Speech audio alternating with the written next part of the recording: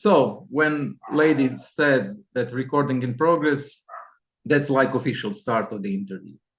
Tell me, please, during your recent visit to Croatia, did you find any inspiration for your future writing? Or are there any aspects of Croatian culture or history that possibly intrigued you? Well, yes, I may say I think as a writer, I think you always find inspiration in meeting with other people and talking to people and well getting to know differences and similarities.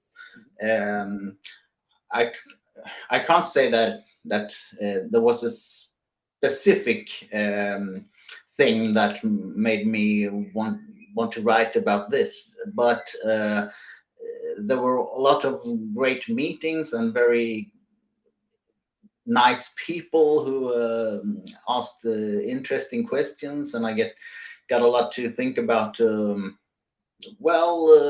How culture and how our countries influence us and as human beings. And how about the food? Foreigners often praise the Croatian food, like Dalmatian food, and then did you enjoy that? Absolutely, I enjoyed it, and I like. At home, I make here in Sweden. I often make cevapcici because Really? it's one of my favorites. So it was fantastic to get to eat real Croatian cevapcici. Tell me, is it similar or is it very different from Scandinavian type of food? It's not the same spices. In Scandinavia, we don't have that much spice and the same spices.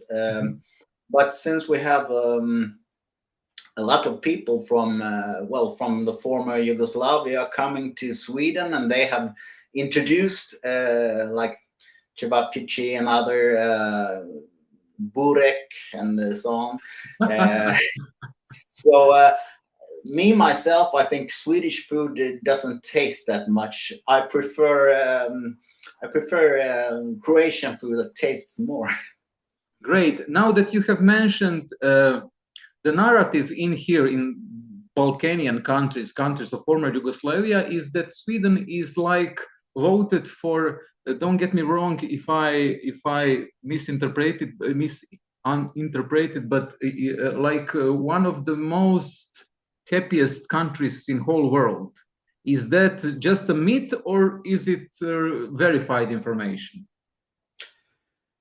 I think it's in somewhat a myth because I think what's well in Sweden we have people have many people have lots of money and have nice homes and can afford things, but I don't think that's what makes you happy, because we miss a lot of things that I think you can find in cultures in like in the Balkanian culture or in the in other southern European countries. We are a very individualistic society, Mm-hmm. and I think it depends a lot on the weather. We have it's cold and it's dark for like 9 months a year, so people go to their own houses. Mm-hmm. We have most families have big houses, and we stay inside. We don't have this the life that you go out and meet people and go to restaurants and bars. It's not that common in Sweden. We stay inside our houses, and I don't know. I can miss that in our culture. Mm-hmm. Now that you have mentioned that, does it that type of meteorology and that type of cultural premises, does that influence your writing style? Let's go back to writing. Yeah. I think it does because since we are very you could say that in Sweden we have our families. They are quite. They stay at home, and they have. We often want to. What do you say? Present ourselves as successful and happy, as you said. But inside these families and behind the walls in the houses, I think there are a lot of intrigues and secrets that I want to explore when I write. So that's that's I write about ordinary people in ordinary who have ordinary lives, and try to find the secrets that they hide. Sure, but the Scandinavian noir has a pretty much strong international presence. And how do you see your work fitting into or diverging from that tradition? Does it cope with something that it's called like Scandinavian noir? Yeah, well, in some ways maybe, but I live in the southern Sweden. A lot of Scandinavian noir is taking place in the north with snow and the real darkness and cold. We don't really have that here, and I think it's. I think that my stories are a little bit different, because it's not about this lonely police officer.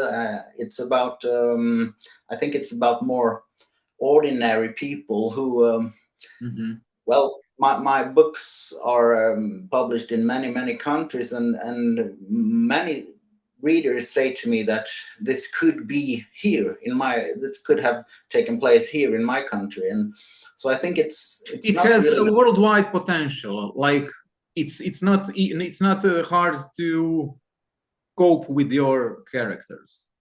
Yeah, I think so.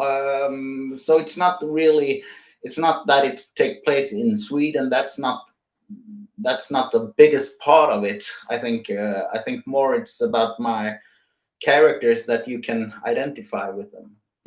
And when you said that you explore these themes of ordinary people in extraordinary circumstances, well, what draws you to those moral or psychological gray areas and aspects of human behavior?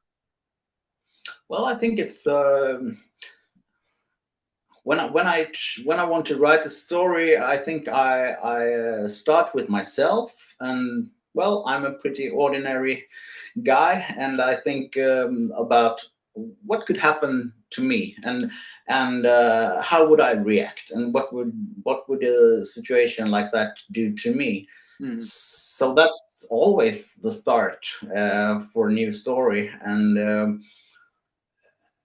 that I think that I don't write about superheroes or like events that are totally yeah. I want to write about just the normal ordinary people that find themselves in these extreme situations and crises, and that's probably yeah. So please, but when researching for your, let's say, crime novels, especially those that involve some kind of legal or psychological depths, how do you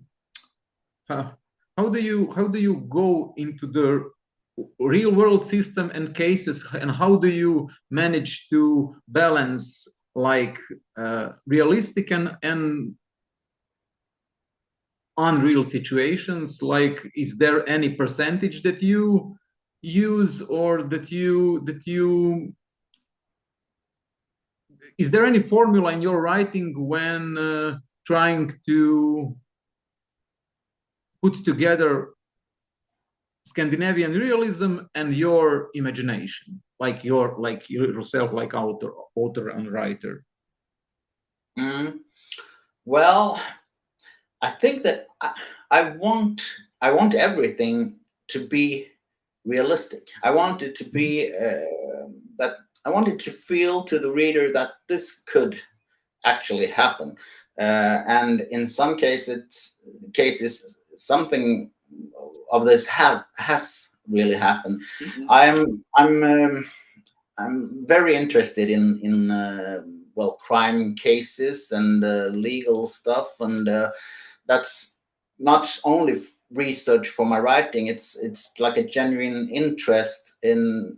I want to get to know why people end up in those situations, and well, I think I found that most in lots of criminal cases, it's ordinary people. It could be you or me, and then that's the kind of characters I want to write about, and I really, it's very important to me that it feels realistic. But then, of course, you have to do some plot twists and stuff. Well, in the writing, for the story to be as well, to really get into people and to be a good story. But if someone says that my story, I don't believe this could never happen, then I think it's I have not achieved my goals. Then you think you're in problem. Yeah. But your writing is often described as pretty much thought-provoking. As you said, you always start from yourself. But who were your major literary influences, and how have they shaped your narrative voice and your literary style, if there is any? Well, there are many, I would say. Not one or two, but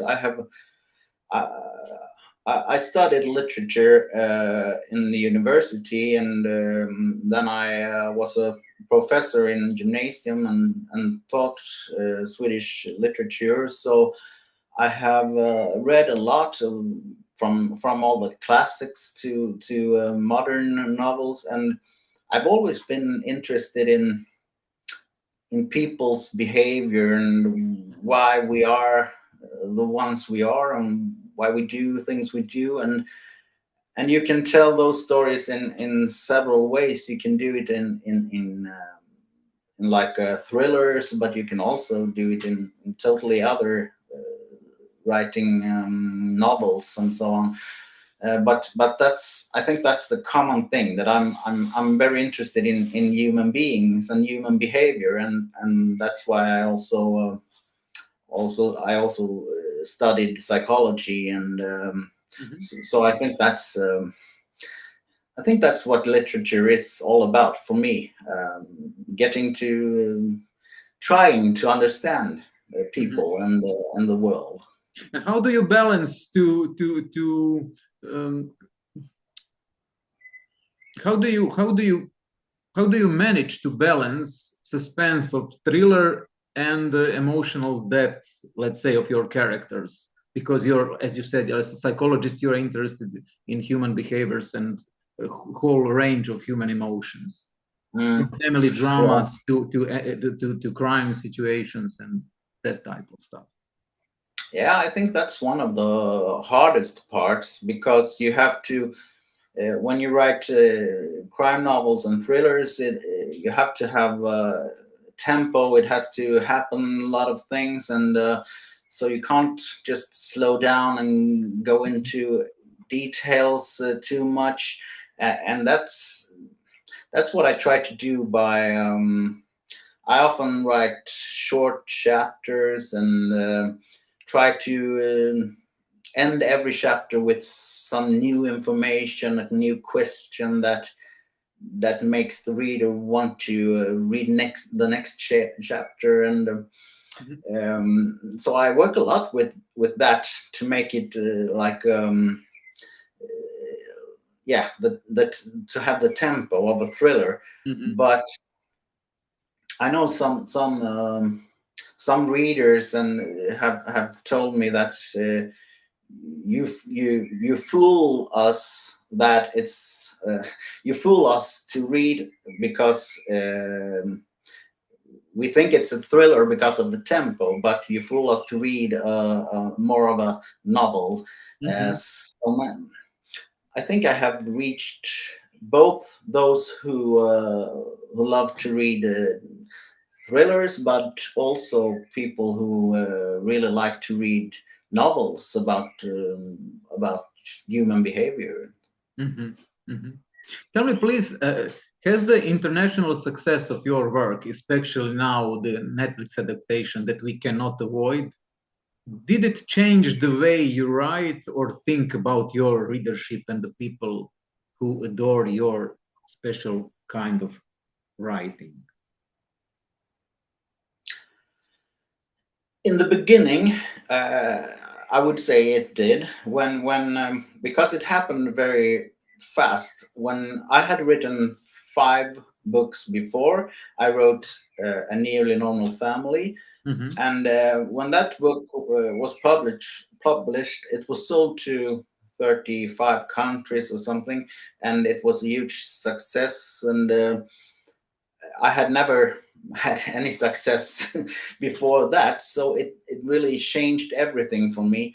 And then I started to think about the readers a lot more than I had done before, because I love writing, and I always wrote stories for myself that I wanted to read. But after that success, I was in doubt, and I kept thinking to myself, why was this a success? What made this so good? And why? Is there any formula?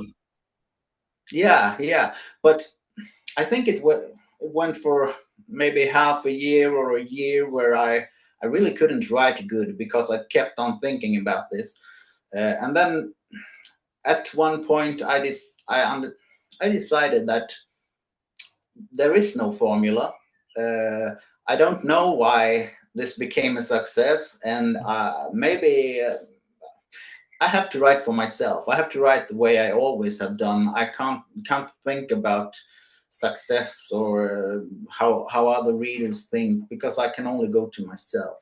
Tell me, please, when you said that, does it makes you a little bit selfish or just genuine? When you say you have succeed, you have some huge commercial success now, and when you keep the way that you were writing at the beginning, is that the only possible way to stay, let's say, quote, normal, and not to jump into that economical calculation? So I had to write that, and that you become like Hollywoodized in the way that you yeah, well, of course, if I just wanted to make more money, I could write a sequel to and use the success of A Nearly Normal Family. And I decided right away that I won't do that, because this is a story that has an ending, and I wanted it to end like that. So writing for money or success, well, maybe it works for some people, but I don't think it would work for me, because it wouldn't. I want to write what I want to write.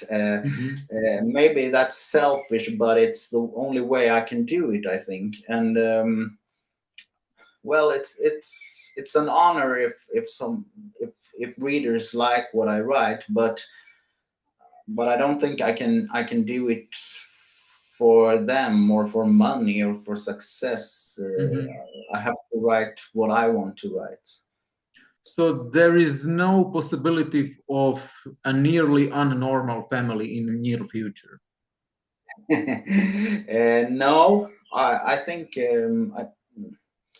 you should never say never, but I think that's a story that that ended right there, and it wouldn't be realistic that the same family all of a sudden has a new crisis. I also think that I want my readers to, when they have read my book, I want them to keep thinking about what happened after this? Mm-hmm. And I don't want to, I got a lot of emails and people asking what happened to them, and but I don't want to give those answers, because that's a part of the reading, that you can imagine the future of characters. Mm-hmm.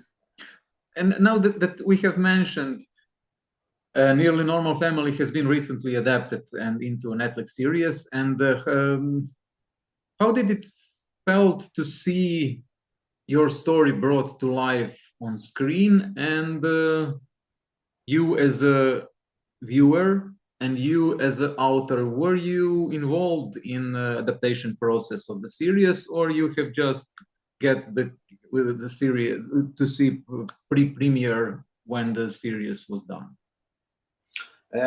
I was actually involved in the whole process. I was an executive producer, so I could, well, I was involved in everything, but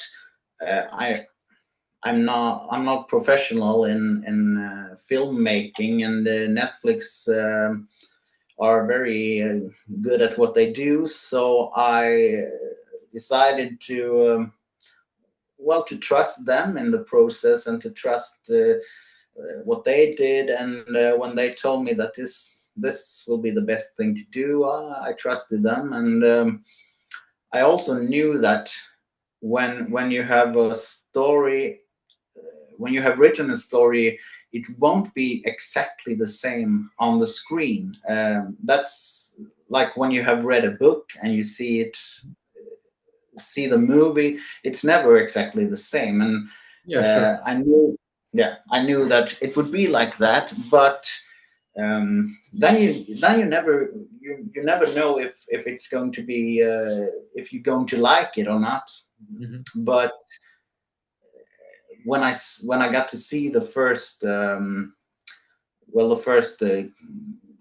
previews of the series, I immediately liked it. I think it's great actors, and they have adapted it in a perfect way.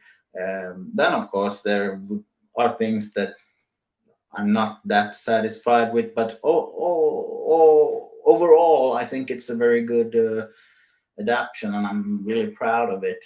And by Netflix, thanks to Netflix, you really get to millions of viewers that wouldn't have the basics and known this series otherwise. But the basic was brilliant. The narrative structure of Nearly Normal Family is quite distinctive. I mean, with each family member offers their own perspective. How did you develop that kind of approach?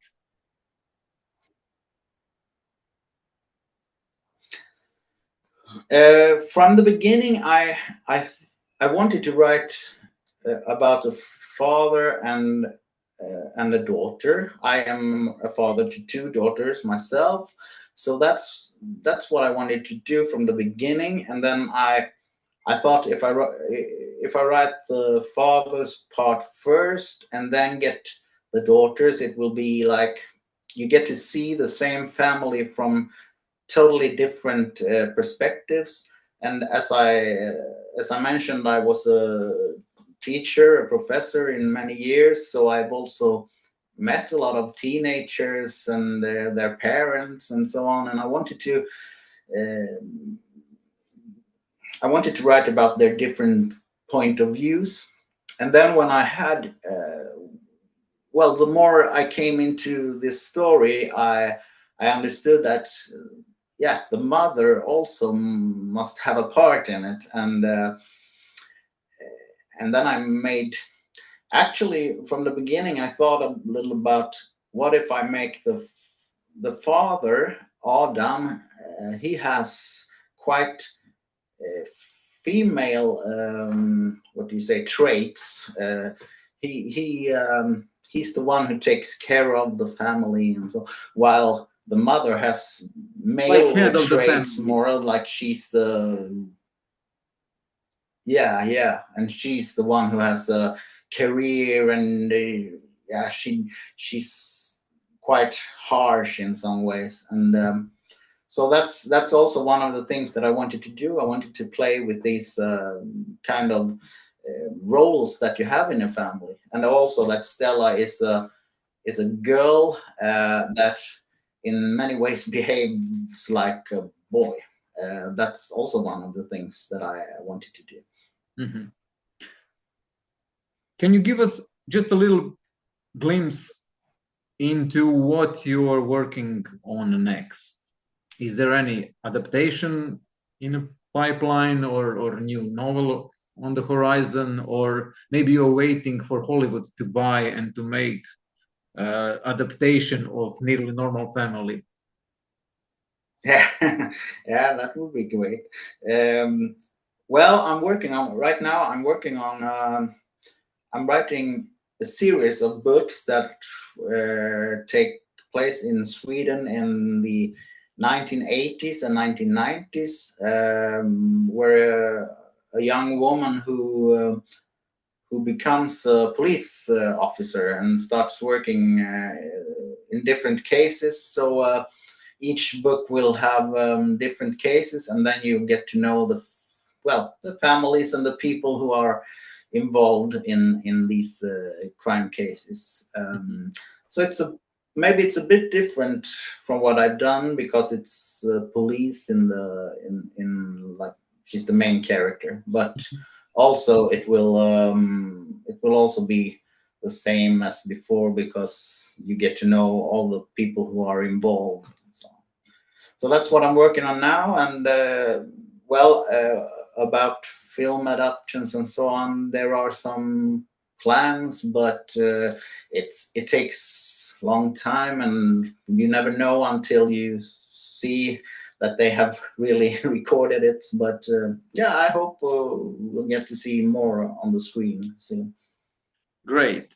Well, that's pretty much all. It was a huge honor and a pleasure, and I hope when next time I will have a chance to meet you in person when you come to Croatia in next period of promotion of your future work that will end up in Hollywood. Yeah, I hope so.